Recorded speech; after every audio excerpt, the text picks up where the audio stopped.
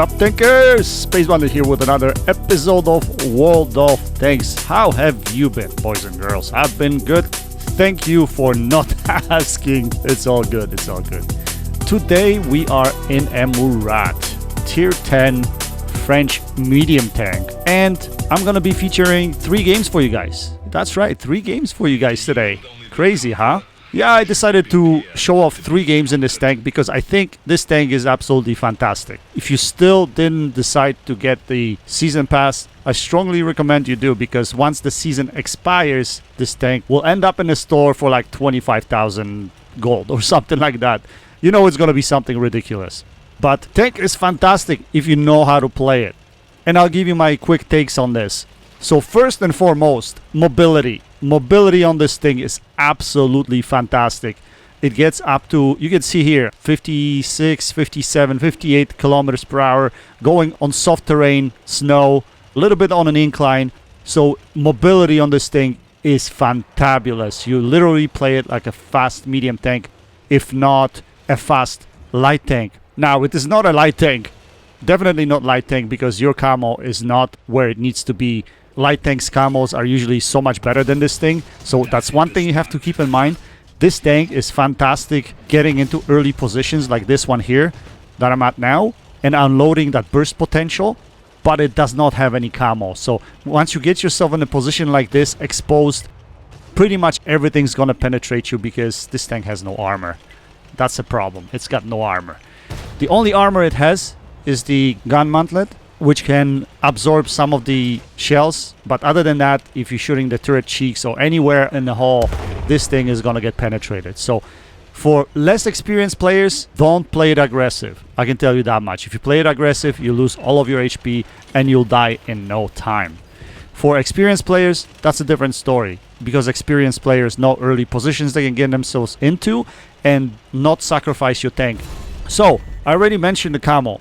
The camo is not the greatest on this thing, and you have to keep that in mind.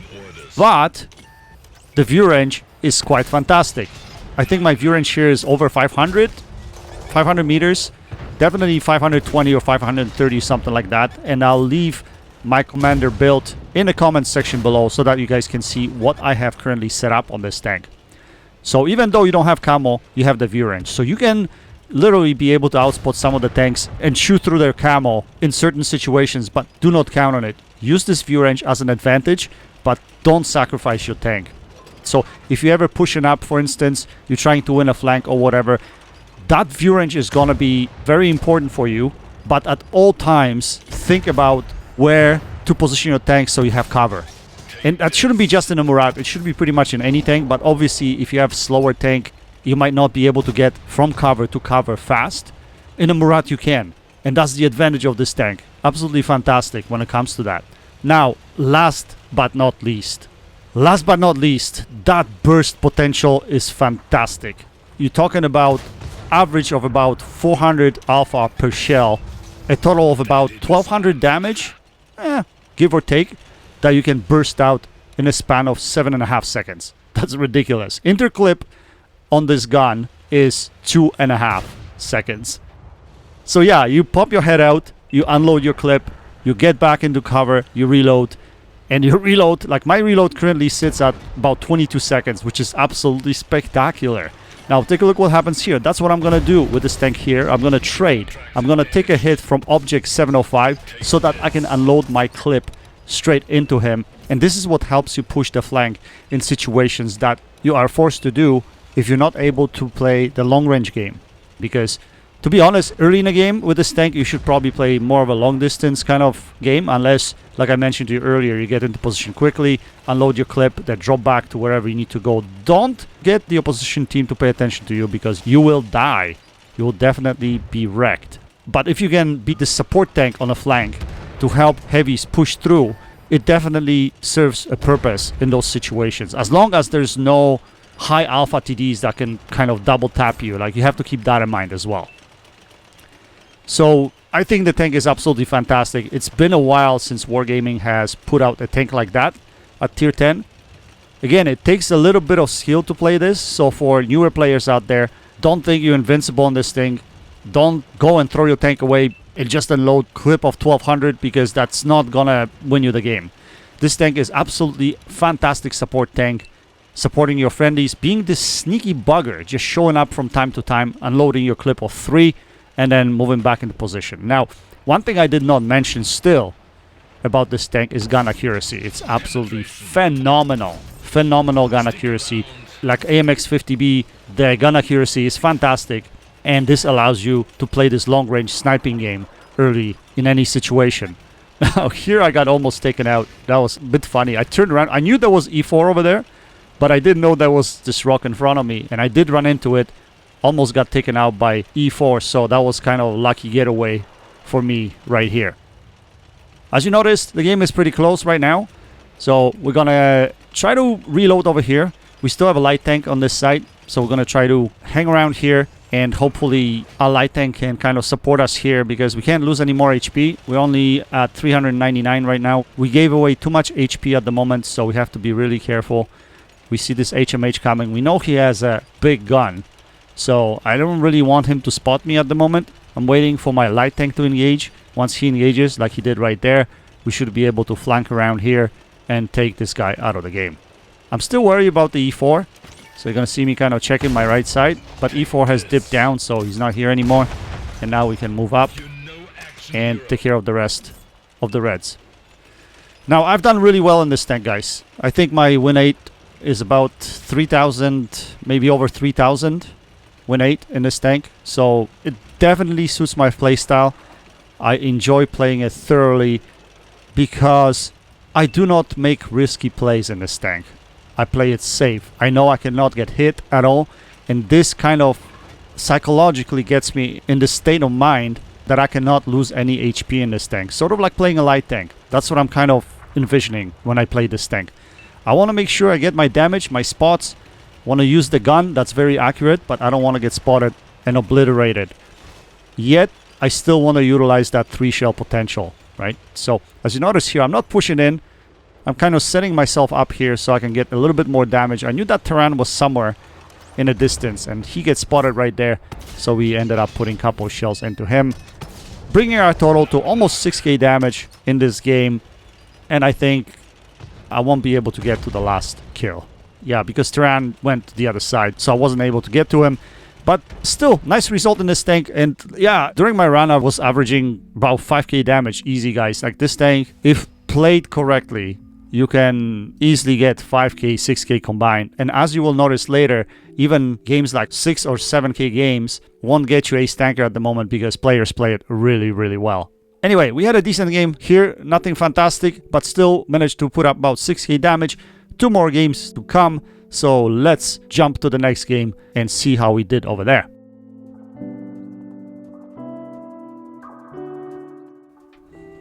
Okay, off to a second game in the Murat, and this time we're on map Fisherman's Bay. And here we're gonna freeze it for a little bit just so I can explain to you my thinking process in this tank. Because in a previous video I told you this tank shouldn't be played like a brawler. You should be sitting in the back sniping, maybe getting early spots, playing it sort of like a light tank early, but don't get spotted and shafted, right? In this game I'm not gonna play it like that. And it all comes to the knowledge of the game of how you perceive the opposition team to line up or distribute on any particular map. So checking your player list at the beginning is very important to see what tanks does opposition have, what tanks do we have, and where can I deploy myself to be the most effective for my team. So if you take a look at the opposition team, they have very heavy lineup. You're looking at Super Conqueror, you're looking at 2 type heavies, Centurion AVRE, they also have Jagdpanzer E100. So you know that the opposition is going to have a heavy push in town. And because of that, my team is going to need me in support of my gun in that area. So all I need to do is check on my team to see if there's any heavies that can actually go into town, that have some sort of an armor that we can kind of absorb some of the push that opposition is going to present in town. And we do have Object 705A, we do have VZ55, IS-4. So if these tanks actually end up going to town, it's going to help us because they're going to absorb the shots while we'll be able to just kind of poke out from around the building, go pop, pop, pop, and hide behind the building.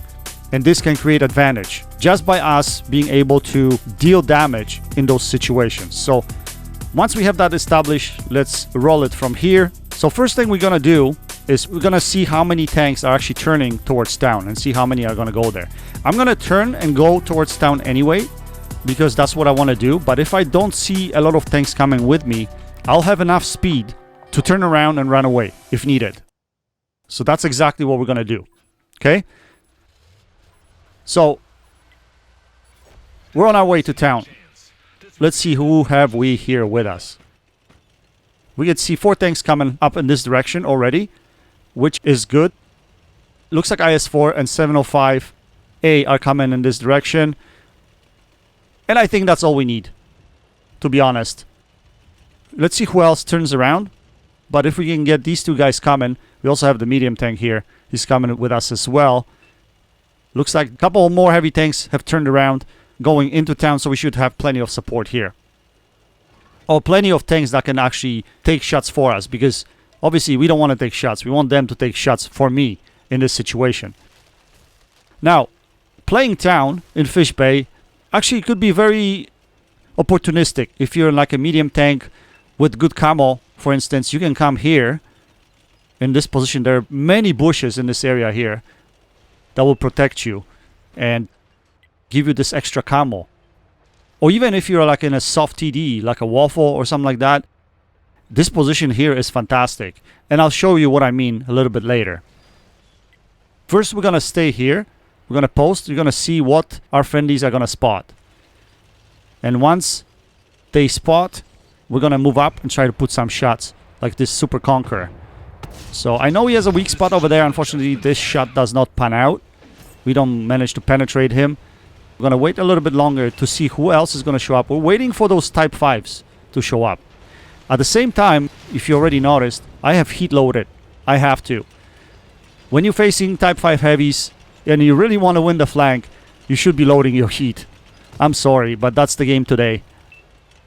You could try aiming at their weak spots, but more often than not, you will bounce. So you got to have that in your mind right away, that any heavy armor, you should be using heat or premium rounds in this situation. Do not waste them. Make sure you have them and use them. So as I anticipated, looks like the Type 5s are coming into town right now. And I should have shots over here. Now, I made a mistake there because I was way too close to that Type 5. And he just turned around and snapped me. That's the last thing I wanted. So we're going to be a little bit smarter here. There's this other bush further out, closer to the water. If you guys are not aware of this bush, I'm going to get there pretty soon. Unfortunately, I shot at the Super Conqueror, but my shell hit something in the way. Heat shells cannot go through fences, destructible objects, because they will self-destruct on those objects, right? So you got to keep that in mind. I'll probably hit something there in a way. Anyway, we're going to reload. Only 22-second reload. We're going to go behind that bush. But first, I wanted to see if the Super Conqueror is going to detect me if I shoot from here. He does not. So I'm just going to unleash the Fury. I'm going to take all my 3 shells, put it in his lower plate, and we're going to reload. So as you notice there, I kind of isolated myself from the Type 5s in their view range. I was only looking at the Super Conqueror, and he must not have the greatest crew because he wasn't able to spot me.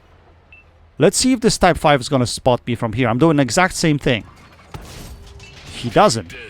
So I'm not really behind the bush on the right hand side. So the bush in front of me must be doing a good job of keeping me in concealment while I'm firing. So I don't really have to change that position. But if I had to change the position, I could literally go behind that bush on the right hand side that you can see right there. And if I go there, I'll be completely concealed and they won't be able to spot me at all. So we're gonna hang around here. We're undetected. Type 5s don't know where I'm shooting from. They're probably anticipating I'm somewhere over here, but they have no clue exactly where I am. And because I'm in a position that I can quickly go behind the building, that's what I'm doing for reload. So we're gonna chew down their HP as much as we can. And once they're low in HP, we're gonna engage them a little bit closer. But there is no point for me to move up yet. You know, there are plenty of shots here, and they don't know where I am. So I'm just gonna keep unloading my clip here and making sure I pen my shots. My last shot at this Super Conqueror didn't pen, and I was kind of mistaken. I didn't know how exactly he was sitting there. Looked like he was angling the other way. I thought he was angling with his lower plate towards me, but looks like his lower plate was against some other dead tank in front of him, so I wasn't able to pen him. We did manage to put a shell into the Type 5, also another shell into the Super Conqueror's Cupola. So 2 out of 3, not bad again. And we're gonna keep doing the same thing. And you can see how this is gonna help our team. Huge. Huge. Right? Because if it was just Object 705 and IS-4 in town, they would have hell of a time trying to push through these Type 5s and the Super Conqueror. In the meantime, with our support, with us firing our gun all the time, we were able to shut them down, win town, and now it's just gonna be a matter of pushing their side of the map, taking everybody out of the game. It's just a closeout right now. So we're gonna go through the middle here because this is gonna give us more opportunity to get shots of damage, especially if artillery gets spotted or some other TD gets spotted. We're gonna have shots here. The artillery is spotted, so we're gonna put a shell into him, and we ammo rack him at the same time, so he goes down. We one-shoot him pretty much. That's it. Second arty should be somewhere around here. Are we able to put a shell into this arty? Unfortunately, there's some obstruction there, and we weren't able to, and he gets shut down. Now, only 2 TDs left on the opposing team, so now we're going to rush the field because it looks like they're playing in that little divot at A2, a little dip. So they're no risk to us right now, and even if they did overexpose, they would get slaughtered by our team. So we're just going to push them right now and get as much damage as we can. Now, I realized earlier, and I didn't know when I was checking the team list, Visha is in this game, but, you know, like his team kind of fell apart really quickly, and I don't think he could get his gun rolling as well as he wanted in this game. But that's the way it goes sometimes. So we're going to not focus him. We're going to focus on the damage we want to take from this Jagdpanzer 100. Now we're going to try to drop on Visha, take him out of the game. And we do, securing the win for the team. Jagdpanzer 100 gets taken out. And just like that, we dominate the battle in the city, in Fish Bay, with a tank that's not a brawler. That's right, guys. In a tank that's not a brawler. But this game shows you the potential of some of the camo tanks and taking them into the brawling areas if you can set them in a good position to help the team with your rate of fire and making sure you're putting shells and penetrating your shots. Anyway, we finished on top of the team with 6.4, almost 6.5k damage. We had some assisted damage with that as well. Very nice game for Murat, especially in this situation. Alright, let's now skip to the last game of the evening. And in this one, we're actually platooned with Freddy FMB. Shoutouts to Freddy. Thanks for rolling with me last weekend, brother. It was fun. So, Map Airfield. Another interesting map. One of the newer maps that came back into World of Tanks recently. Although it's an old map, but it hasn't been in rotation for a long time. So I'll show you a couple of plays that I utilize here on this map, which is going to be quite interesting as well. And I'm going to also tell you what not to do on this map, because when you're a new player, those are the mistakes you make. So I just want to make sure I point that out. So first things first, there are multiple positions on this map that you can take early to be effective. But what we're going to do is we're going to get ourselves in position G5, G6 so that we can spot across. I want to spot across into area E8 to see who's actually crossing through there and going into regular brawling location E6. So we're going to try to get up that ridgeline right here, and we're going to try to poke out and see what we can spot. Now, in order to do that, you have to pull out a little bit further. So it is a bit risky because you can get snapped, but we're going to play it aggressive and pull out as quickly as we can if we get spotted. We're going to come up here. I want to go further here, but then all of a sudden I get spotted, and I'm like, oh, Freddy, no. Let's back up. Let's back up. Someone's looking in this direction. So I didn't mean to block Freddy there. I was actually trying to back up. And look what happens to this machine on the left-hand side. Just pay attention to the map, because he kept on driving. He kept on driving. Just give it a few seconds. There. You see what happened there? He's gone. You can't do that. You cannot go on top of that ridgeline and overexpose. So this can only be a 2-second play. You come up, you spot, unleash your shell or couple shells or whatever you have, and then turn around and go back down to the bottom of that ridgeline. So now we came to this position here. That's genuinely the next step from progression here, because if you're on the inside here, you can actually try to spot the base the opposition's base.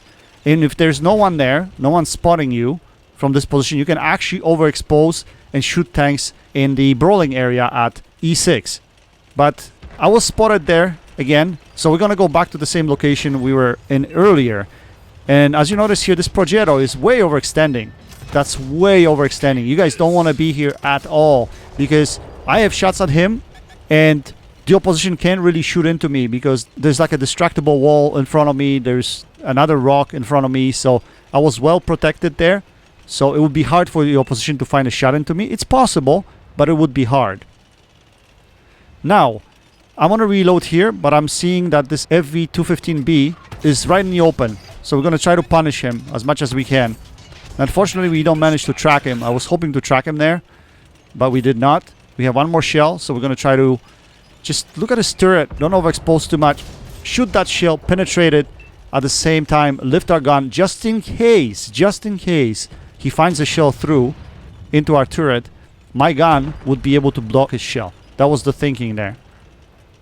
So, if you want to be a good tanker, you got to play textbook. And that's one of those textbook plays, especially if you have soft turret or you have a cupola that can be easily penetrated by the opposition. Use your gun to block shots. Now this guy, again, he's way overextending. You shouldn't be coming on this side of the map.